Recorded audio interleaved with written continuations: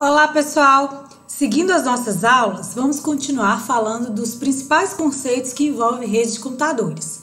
Nessa aula, nós vamos falar sobre classificação de rede, termos mais comuns que são utilizados, topologia, hardware de rede. Vamos lá? Classificação de rede. Nós temos várias formas de classificar uma rede. Podemos classificar a rede com relação ao fluxo de informações que percorrem, dentro do cabeamento da rede.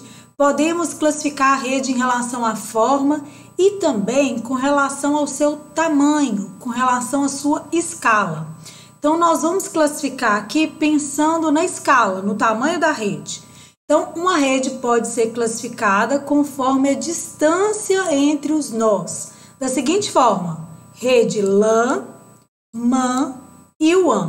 O que significa rede LAN? Significa rede local.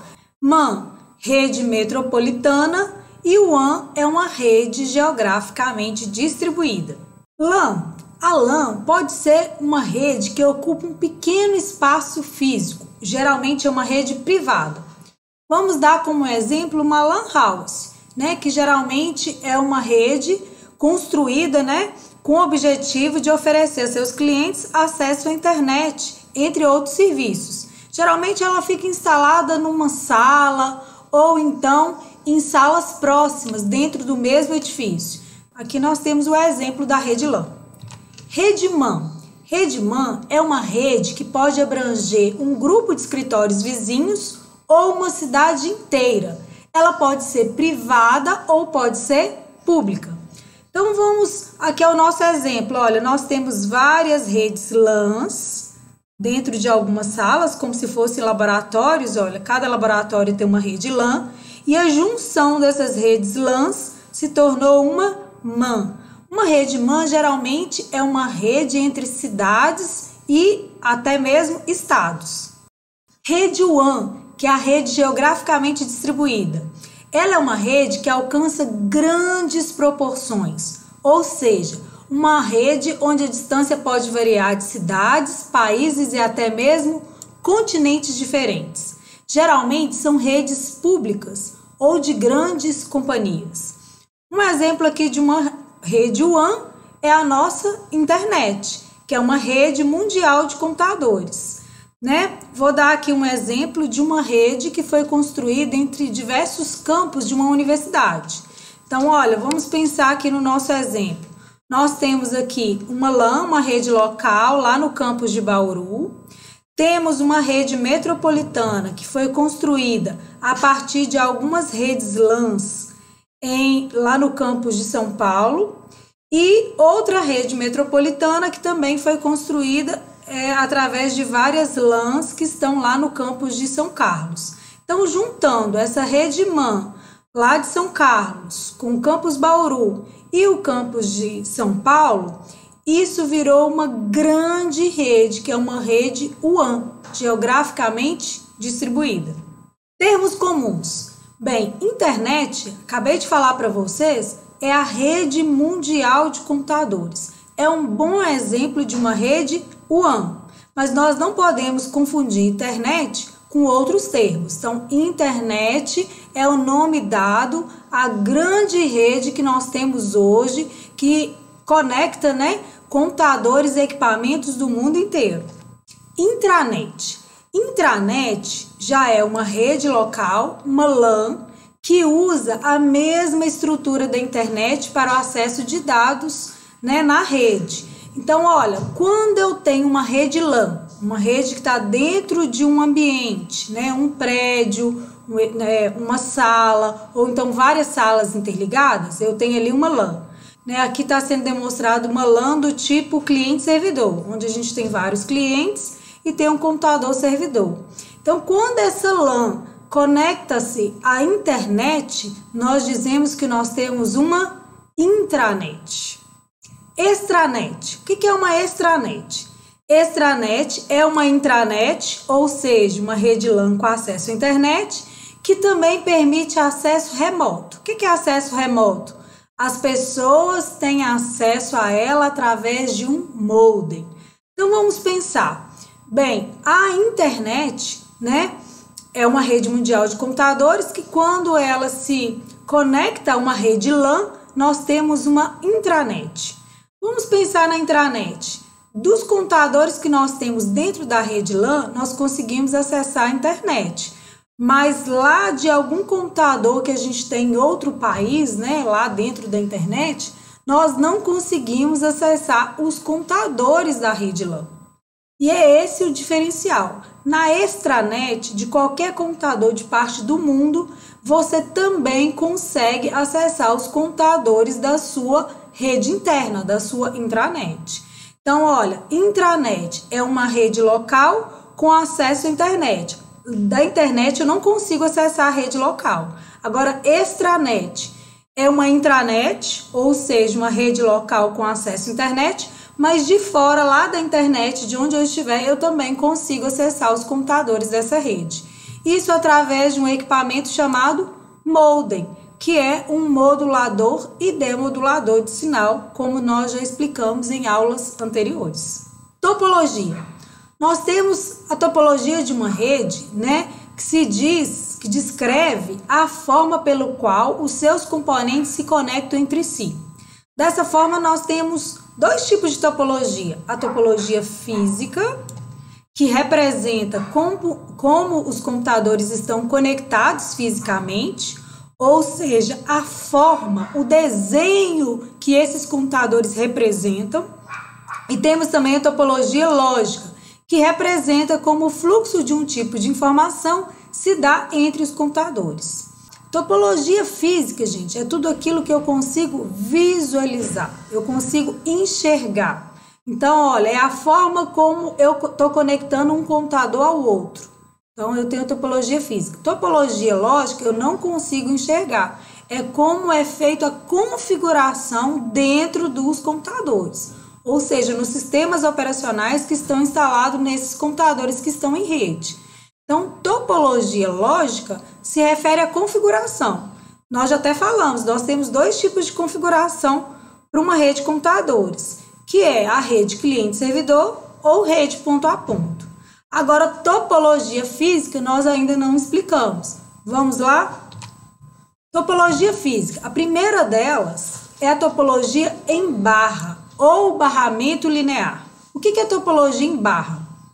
Eu tenho vários computadores, esses computadores estão interligados, né, através de uma barra central que conecta todos os computadores.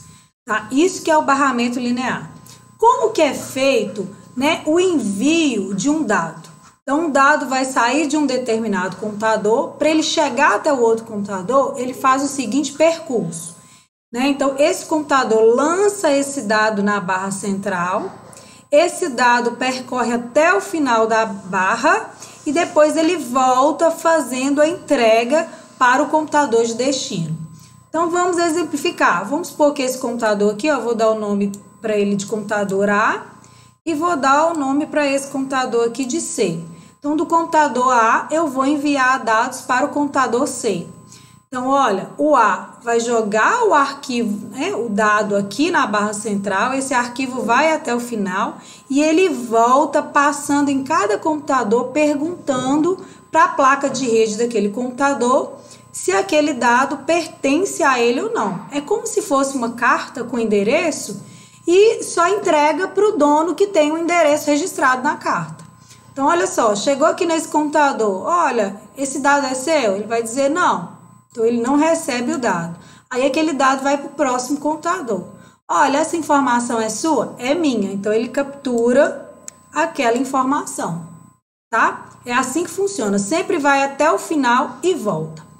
Qual que é o problema desse tipo de topologia? Bem, se um desses computadores eles estiverem desligados ou tiverem uma pane ou algum problema que eles não estiverem funcionando adequadamente, a rede toda para. Por quê? Porque eles funcionam como ponte, né? As placas de rede estão com o equipamento conectado umas às outras.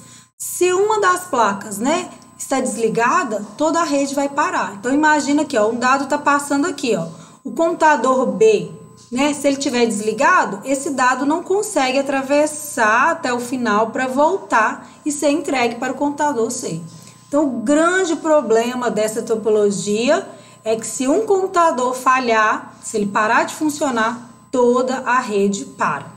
Essa topologia era muito utilizada no passado usando um cabo que é o cabo coaxial, né? E que hoje esse cabo também já caiu no desuso, tá? Topologia física em anel. A topologia em anel é uma topologia muito parecida com a topologia em barra. O funcionamento é muito parecido. A diferença é que não tem mais a figura do terminador, não tem mais aquela ponta final. Vou voltar aqui, olha. Bem, observem aqui, ó.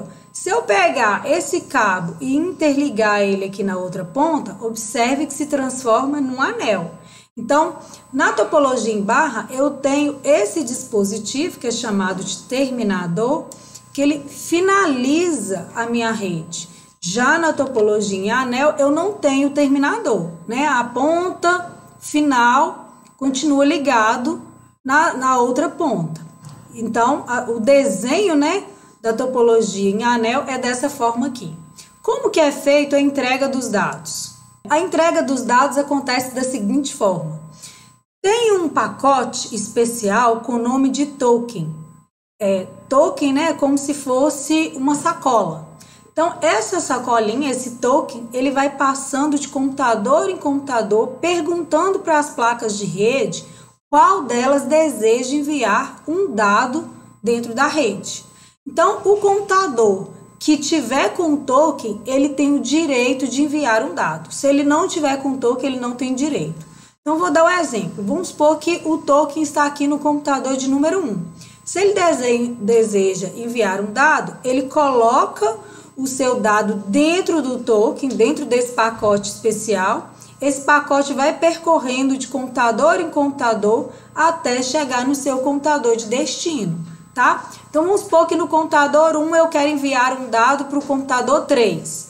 O computador 1 vai passar aqui, vai chegar até o 2 e até chegar aqui no 3 para fazer a entrega daquele dado. Na topologia física em anel, sempre as informações percorrem um determinado sentido. Esse sentido pode ser o horário ou o anti-horário, tá? Mas sempre obedece aquele sentido. Então, se o token estava no computador 1 e eu estiver usando esse sentido, ele agora vai passar para o computador 2. Se o computador 2 desejar enviar uma informação, ele vai colocar esse dado dentro do token. Se não, ele vai passar o token para o próximo computador.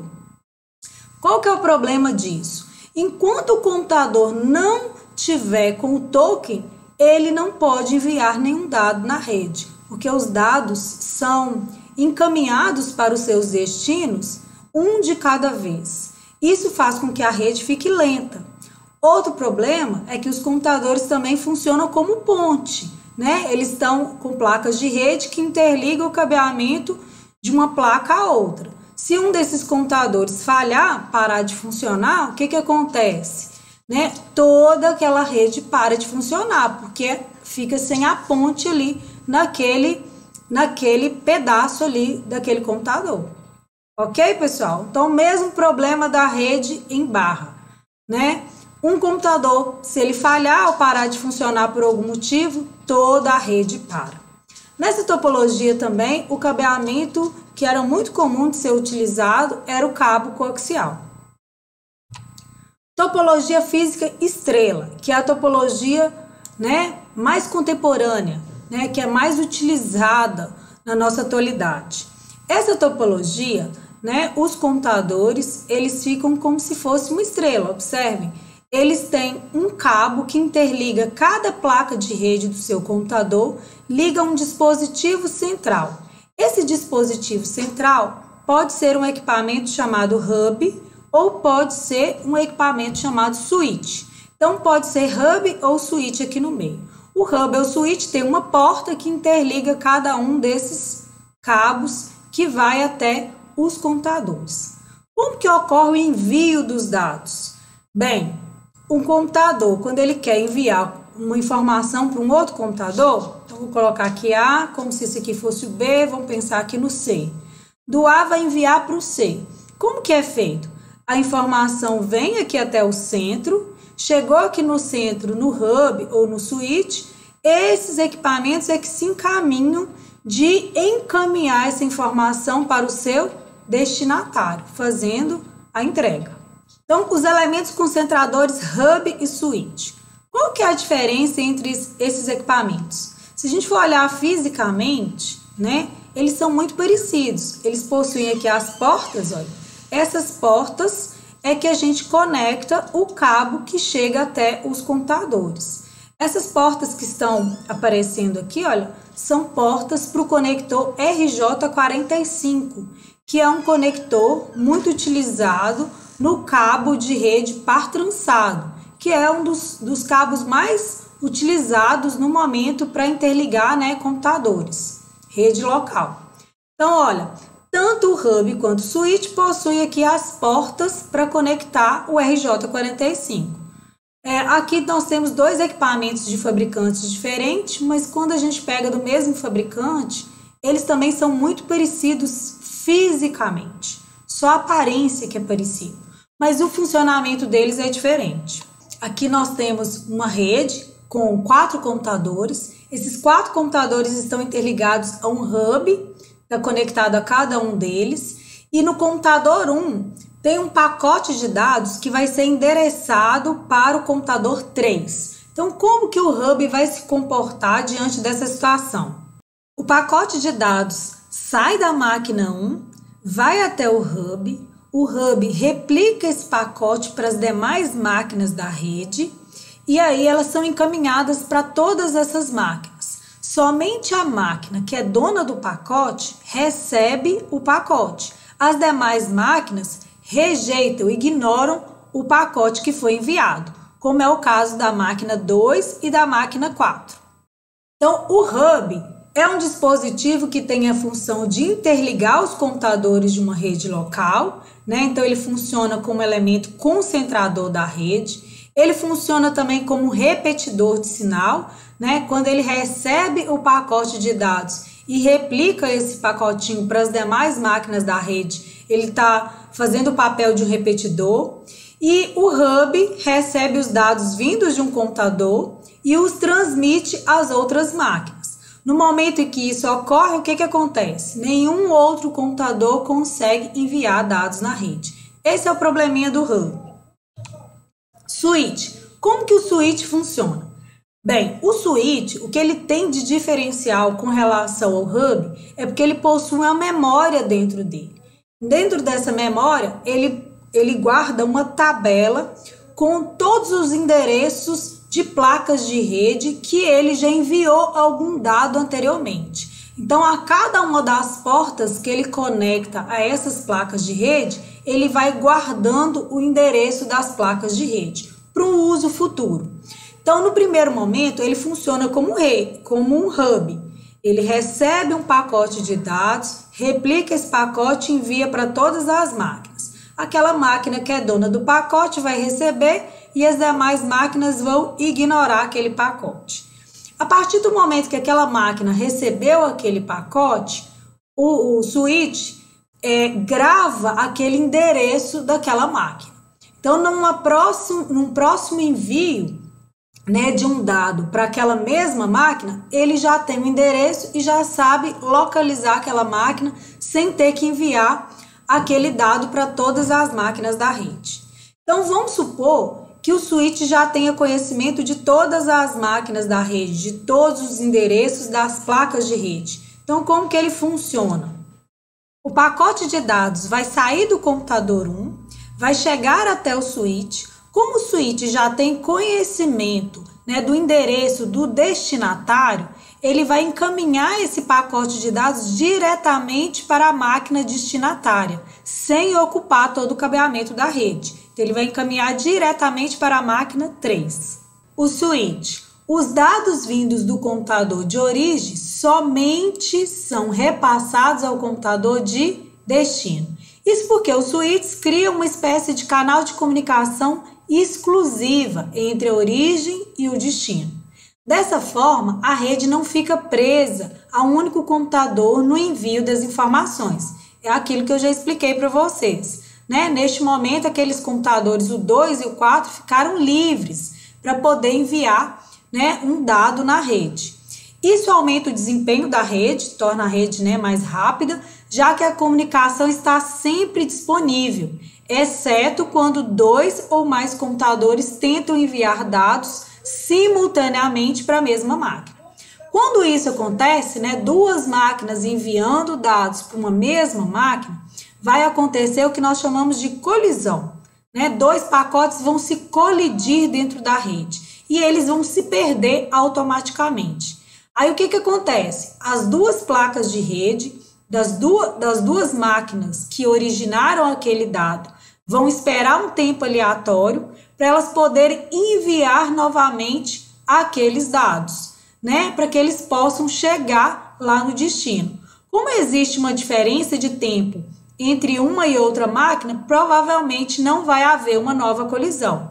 Mas se ocorresse, o procedimento seria o mesmo. As placas de rede esperam um tempo aleatório para depois enviar novamente aquele pacote de dados que foi perdido.